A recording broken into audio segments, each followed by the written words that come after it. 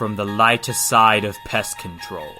This is Tales from the Crawl Space with your hosts, Jack and Nick. Thanks for listening to Tales from the Crawl Space. The opinions about Jack in the following show are a weak attempt at hiding the deep romance and sexual connection between Brad and Nick. Jack will be back on episode 14. Enjoy the show. Hello and welcome to the Tales from the Crawl Space podcast. I am Nick, joined by Jack. Oh, wait, he's not here today. I actually have Brad Harvey, the grateful and fearless leader of the Pest Control Humor Depot, as our guest today. How you doing today, Brad? Doing real good, Nick. Thanks for having me on. How you been? I'm doing good. I'm doing better than Jack. I don't know if you heard, but Jack actually got into some wow potato chips, and he has been suffering from some anal leakage. So much that he actually had to sell his home. They had to condemn it. So, that's horrible. But Jack will be back. He's got some that anal leakage. Yeah. I'm thinking less about Jack and more about the poor seabirds and stuff that are going to have all that oily residue on them now. Thanks to Jack. Yeah. Yeah. Well, I mean, in the school bus too. Nobody was thinking that was going to happen, but I mean, it did. Unfortunately.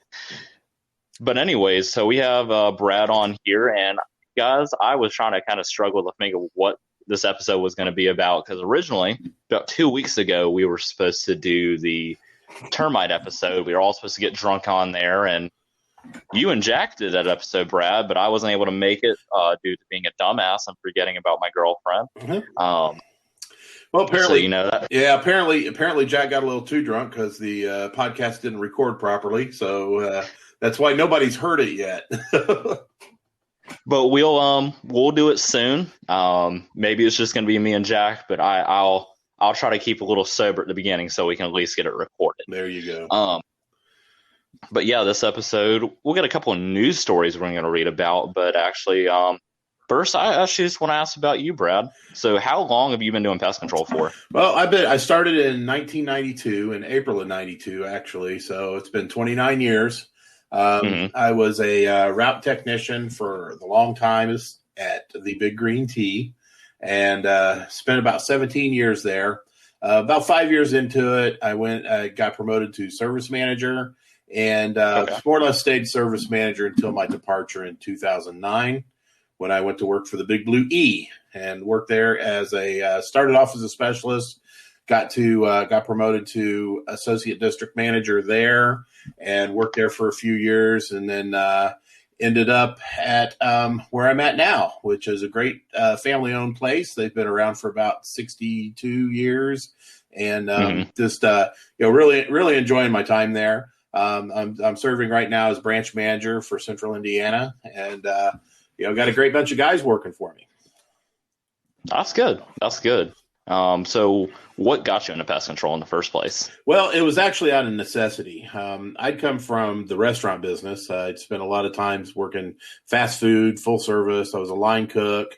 And then I fell in love, got married, and my wife was like, we're not having a family until you get out of the restaurant business. So I got out of the restaurant business and started off working at a dental lab, actually with her. She's been a dental technician for, going on 35, 40 years.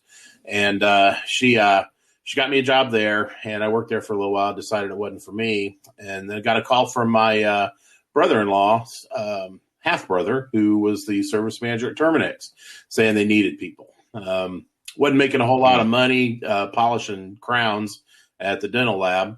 And so I jumped on it, and I haven't looked back. I mean, that was 29 years ago.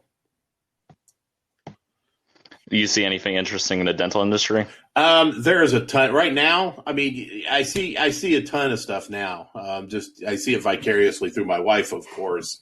They're doing some really neat things, especially with 3D printing, and the technology that's come along. The advancement in dental technology has paralleled that. I mean, you can enter in some dimensions into a computer, and this machine will actually mill a perfect tooth out of it. Really? Yeah, and it's really interesting. You get all the measurements and everything in, and you get it just right.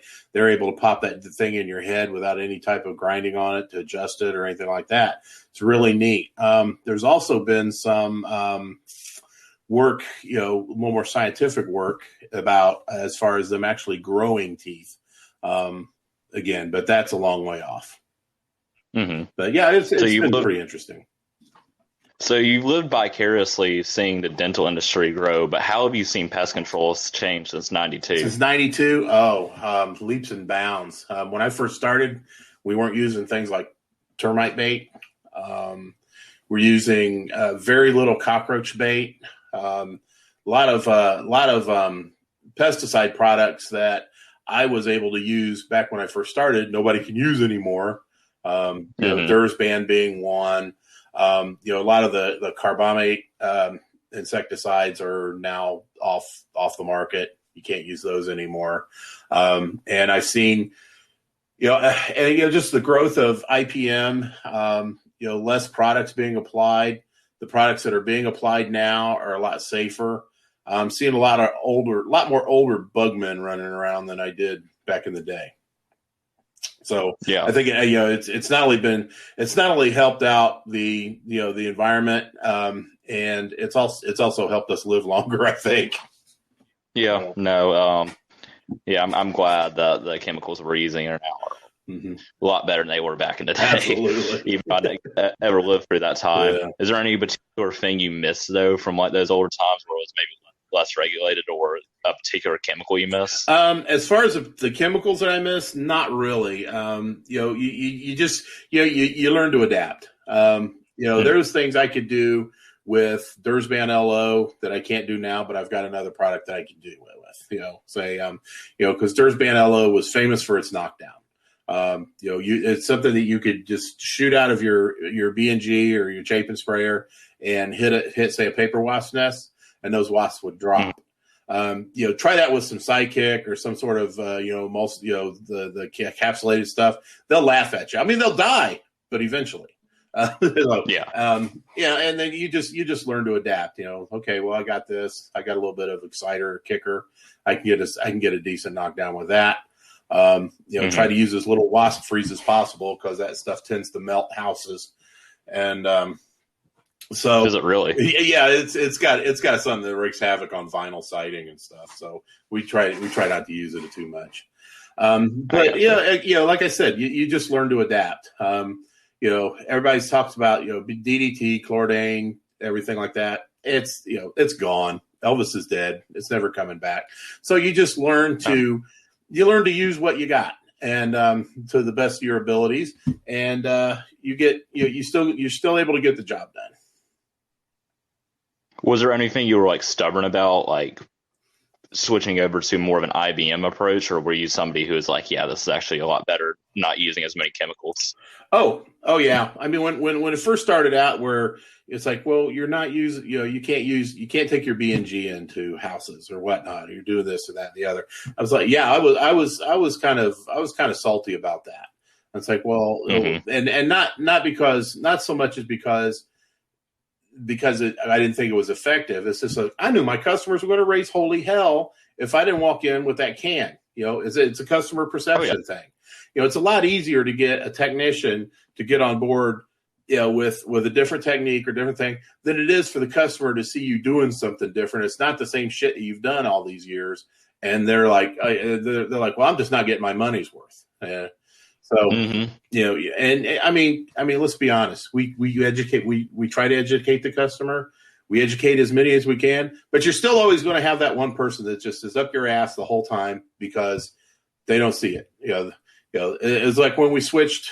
A lot of times, most of our services were monthly on residential back when I started. Now we're doing quarterly, some twice a year, some even once a year. But all those people when they found out they were going to move, we were going from monthly to quarterly. Oh, they had shit hemorrhages, and so we just we humored them. We let them keep their monthly and stuff, and they either just faded away, moved, died, whatever. And it's the quarterly's the thing now.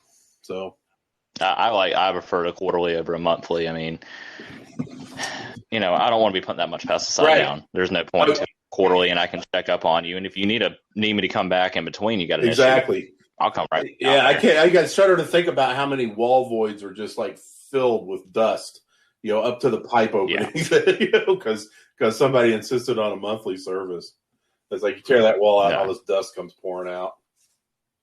But it's so actually.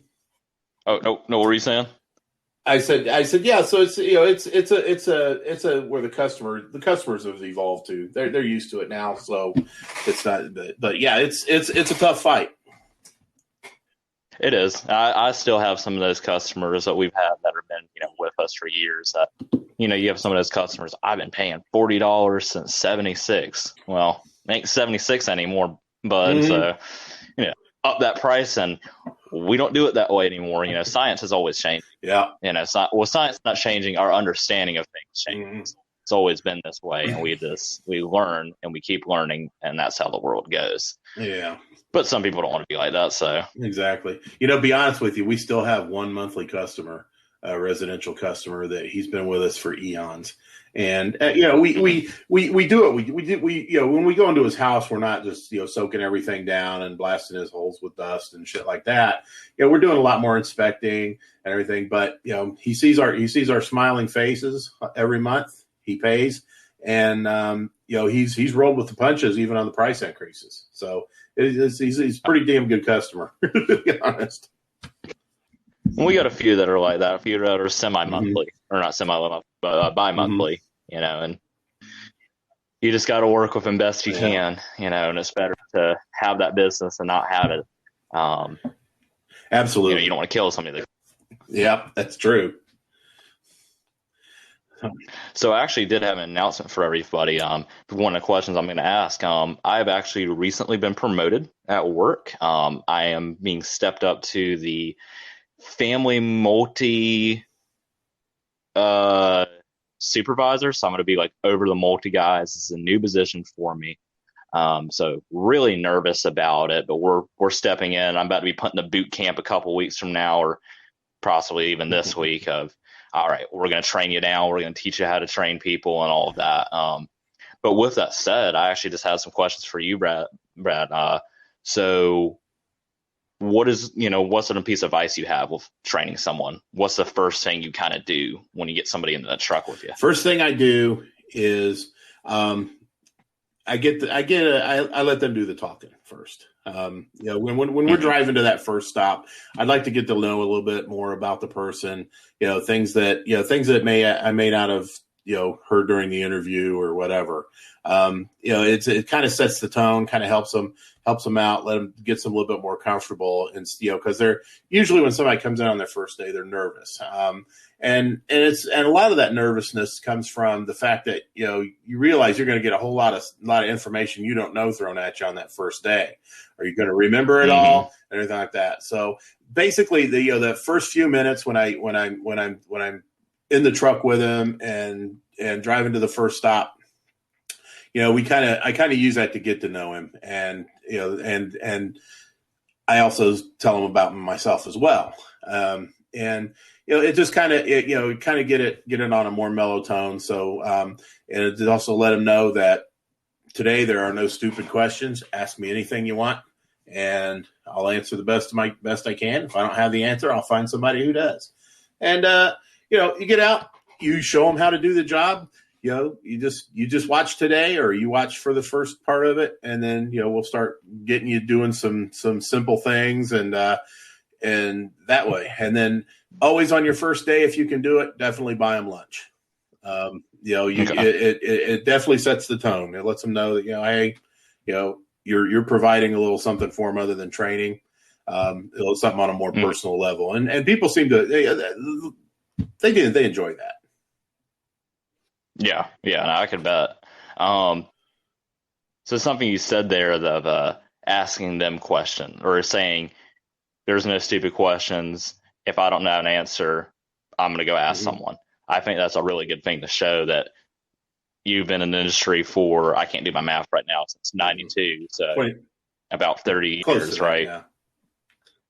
So